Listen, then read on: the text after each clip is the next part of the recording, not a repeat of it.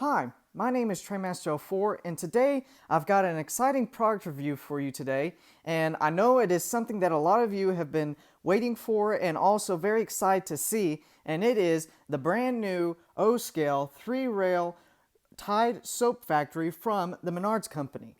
Union Pacific 4014. Do you read me? Over. Roger that. Union Pacific 4014. I read you. Over. Start up and stand by. Over. Yes, sir. Start up and stand by.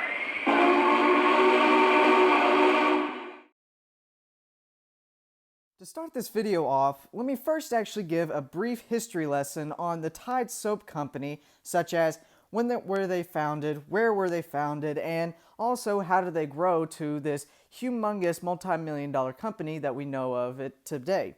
And then after that, I'll get into the statistics of the model that you have right in front of you, and then continue on the video by showing you what this building looks like with all of its wonderful detailing, and also finish off the video by showing you what it looks like when the building is turned on. The Tide Soap Company was first introduced in 1946, the year when Lionel also introduced their 726 Berkshire. Now, the company itself is actually owned by another separate company called Procter & Gamble. But also, this company, the Tide Company, was also very interesting in the sense of what they were actually producing. Now, current laundry detergent companies were producing a powdered formula that was generally used for small, simple services such as washing the clothes of the day, whereas the Tide Soap Company's formula was specifically designed for heavy-duty service and became the very first formula to be able to do something like that. And also it was different because it was actually designed as a little powder formula capsule instead of a powdered form in a box. Because of these innovations, by 1948, Tide became one of the largest nationwide distribution companies in the nation, and eventually was then named America's Wash Day Favorite. Now, it was not until 1984 that Tide actually continued to expand their lineup into the liquid form formula of soap products. Their first product was in an orange clear liquid form and was really a breakthrough since this was one of the very first liquid type detergents. Now, over the years, Tide has been messing with this idea to the point where they actually became one of the world's largest distributor for soap products in the liquid and powdered form. And eventually, they've also created a whole bunch more of lineups to either keep your clothes cleaner, more fluffier, fragrant, and so on and so forth, to the point of where not too long ago they started opening up their own laundromats and eventually become a worldwide sensation. Now they have a better understanding on the history about the Tide Soap Company. Let me now get into the statistics of the model right in front of you. To start off, this model was actually sneak peeked by Menards around the early to mid-May range, but was soon revealed around the late May and early June area, and started to actually show up on doorsteps around about 3 to 4 weeks thereafter. And as you can see, it is a wonderful model. Now, the product number, if you are interested in getting one of these models, it is 2795518. And I'll also tell you what the price and where you can actually get this wonderful model later on at the end of the video. Now, if you're wondering what type of measurements this building has, well, here they are. The footprint for the building itself, meaning the base and so forth, measures 12 by 10.5 inches and has a total height of 15 inches, meaning the total height reaching to the tallest tank. Now that you know a bit of history about the Tide Soap Company and also what type of statistics this building has, let me now get into the nitty-gritty detail by showing you up close of what a wonderful model this is. Looking at the front of the building, at first you can see that there is yet a whole lot of separately applied detailing right off the bat. Starting at the base, you can see that there is some grass around the tanks, and also there is a figure of a dog, which in this case is Menards' mascot, the German Jack the German Shepherd. And then also you can see that there is a lot of structure girders running along the side of the building. Now, behind this girder or support work, you can also see the beginning of both of the chemical tanks, which both these chemical tanks have a whole lot of detail, such as these two Tide logos, and then also the hazard logos underneath each of the Tide buildings. And then also coming out from the ground, you can see that there's a whole bunch of pipe work coming out of the ground and then connecting into the tanks themselves. Moving up a story, you can see that there is a little bit more action, but around the same thing as we once saw earlier before a story down. As you can see, there is some more girder work or support work, but behind it you can see that there is a pathway with some yellow painted handrails, and if you look over on the left side, you can see that there are two hand painted figures talking to each other.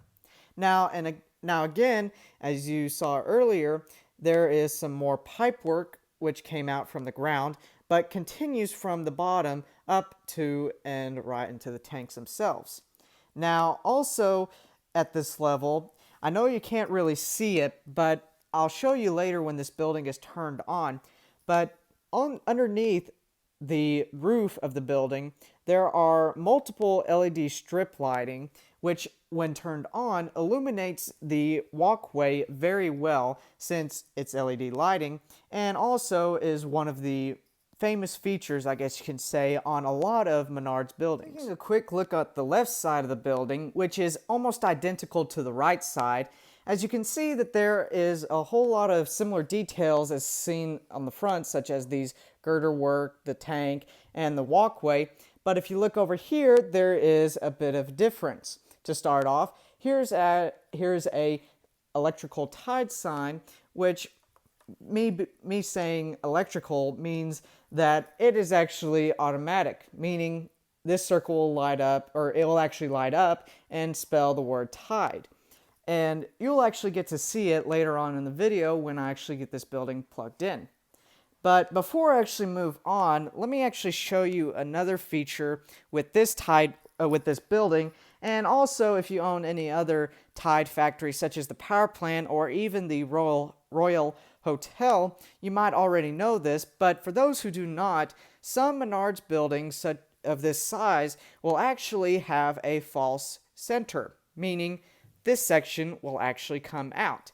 Now, you may be questioning me and also questioning Menards on why in the world would they do that. Well, it is actually very simple. Since this building and also this field of trains from Menards is based on what I just said, trains, Menards made it where you can actually have trains go right through the building itself and actually detailed the inside bit of it.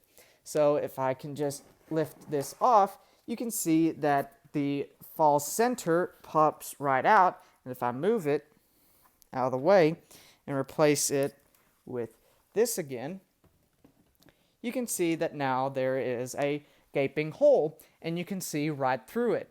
And also, I don't know if you can really tell from your view, but instead of it being raw wood inside the building itself, instead Menards painted it as what it would look like on the sides, such as right here and so on and so forth.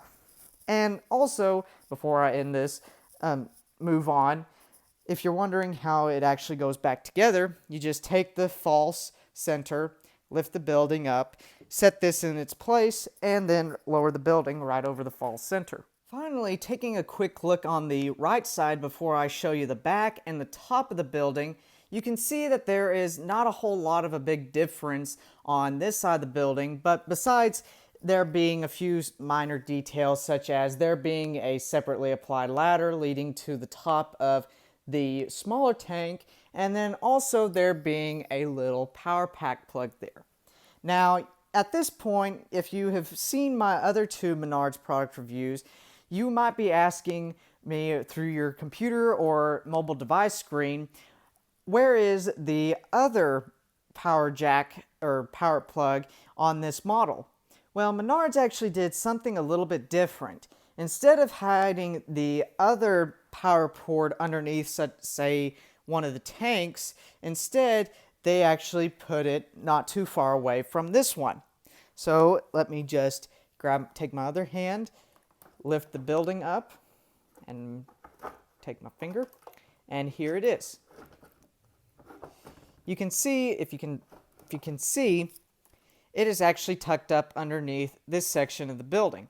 So again, in this case, let me now answer the question on why in the world would Menards actually have two of these power ports, one underneath the building and one outside the building, on their models. Well, in short, it is really due to the preference of the person who is purchasing the building or is using the building. So, for example, say you have a temporary layout that is on a 4x8 piece of plywood underneath your Christmas tree, and you don't have any means or way of actually cutting a hole through that plywood to run wires up through the plywood. That is where this port comes in. That port is made and placed there so that instead of having to drill a hole through your table, you can just take the power pack, run it on the top of the table, and then plug it into there. Now, whereas if you have a layout or a table that you can drill a hole through the top of it and run wires through the hole, that is where the other one comes in. That is where, basically, in other words, Menards make their buildings so that they're versatile and you can actually use them in any type of situation and still have a lot of fun with their products. Here's a quick view of the back of the building, and as you can see, there's just really not a whole lot going on right here. The only the only things that are in the sense of detailing that you can see on the back are just these two little windows. Now, these little windows are nice since it just gives the building a bit of character in the sense of there not being just nothing on the back, and also it's nice that there's two little white ledges underneath the windows just to give it a little bit of a pop and meaning for them to actually be there. Finally, taking a quick look at the roof of the building, and as you can see, there is a whole lot of detail on top of it. To start off, there is some nice hand railing going around the sides and front of the building. There is a nice separately applied and silver painted tank and pipework leading to the largest of the two tanks. And speaking of the tanks, you can see that there is a whole lot of more hand railing in the form of wire hand railing going around both tanks. There are two nice caps for the tops of the tanks, and also on top of the tanks, if you can see, there are two LED lights poking out through two tiny holes on the tops of them. Now, if you're wondering what those two lights are, those are actually the two warning lights that flash red on tall buildings. And finally, if you look right here, here is yet another hand-painted figure going up a ladder leading up to the top of the tallest tanks. Now that you've seen all of the wonderful detailing in the form of separately applied and molded in on this great model, let me now actually show you what it looks like when there's power put to it. Right off the bat, as you can see, there is a whole lot of lighting on this model, which is pretty typical for any Menards building if you're actually new to this side of the hobby.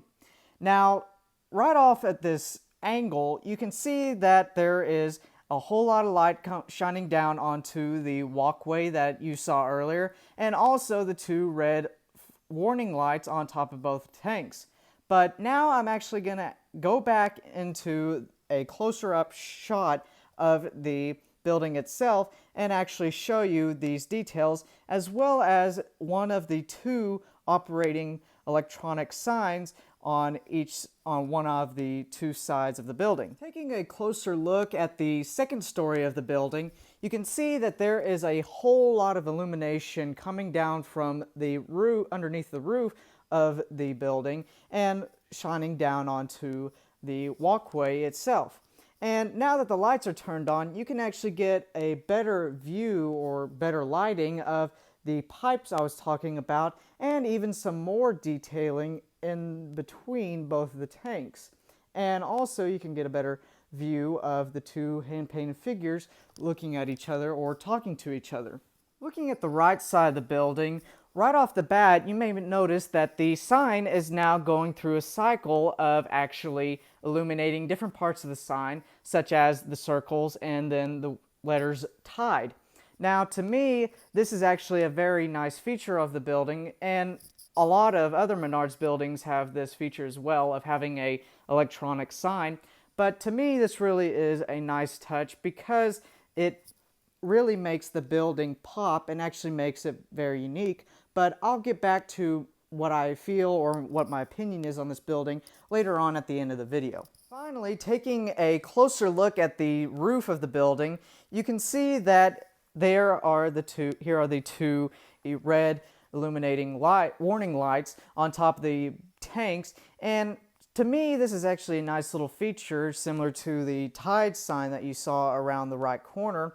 And I say this because not a lot of times manufacturers will actually put these warning lights on top of buildings, even though that for a building this size it would be prototypical. And so it's nice to actually see a company do this, and on top of that it being in sequence as well as flashing, or instead of it actually being just a red light just staying on constantly, and then eventually if it's an incandescent burn out, and that's be another heartache. Well, it is about time for me to wrap up this video, but before I do, let me actually answer the two questions on one, how much is this product, and also two, what is my personal opinion about it?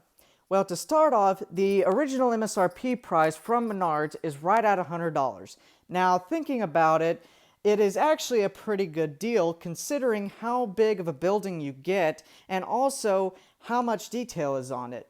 Now, if you actually want to get one of these buildings, the best way to actually get it is right through Menards, in which I'll actually leave a link in the description to their website so that it'd be a lot easier for you to actually purchase this building. With that said, let me now actually get into my personal opinion about this product. Well, in short, this product to me is just yet another wonderful product from Menards. It has got a great price tag for a big bang for your buck, essentially, because think about it. You get a whole lot of lighting, two electronic operated signs, and a whole lot of detail, but it still does not break your bank, and it's just a wonderful building. Now, thinking about what Menards did and was able to do and produce a product like this, it is actually a great idea. It is a great idea because it actually connects a everyday household product to the world of model trains, and that is something that you do not really see that very often. Now, yes, you'll see that grocery store or old 1950s soda shop and so forth, but from a company that is really still very young in the model train field, this is actually, to me, a very great innovation. And speaking of innovations, there's also something that I really need to mention about Menards and this Tide building. That thing I'm actually talking about is when Menards was actually advertising this building on the OGR forum, which I highly suggest to join the OGR forum, and because it is actually a very fun and innovative forum to let you actually connect with a whole bunch of fellow members and be able to talk trains. But anyway, back to the Tide building of Menards. So on the forum, when the building was actually released and advertised on the forum, they actually created a contest. Now, the contest is very simple. You just have to go and submit a photo to Menards post, which I believe was titled Menards Tide Soap Factory Contest, or a simple little contest, one of the two. And the idea was actually just basically advertising photos that Menards would later go and pick through the best ones and may or may not use in their upcoming catalogs. Now, you may be questioning through your mobile device or computer screen, what is the prize and why would I actually go ahead and submit a photo of this building on my layout? Well, Menards also sneak peeked that they are going to build or make a Tide factory boxcar in their bright orange paint scheme. Now, the first place winner will actually be able to get the prototype, meaning the one that they actually use for concept models and so on and so forth. And everybody else who actually produced a good photos will actually get a production model. But if you do not submit a photo, do not fear. Menards will actually probably later actually put these boxcars up for sale on their website. Well, it is about time for me to end this video, but before you actually leave this video and go on and watch another train video or whatever you're going to do next, I just actually want to go and say thank you very much for clicking on this video and also watching it to the very end.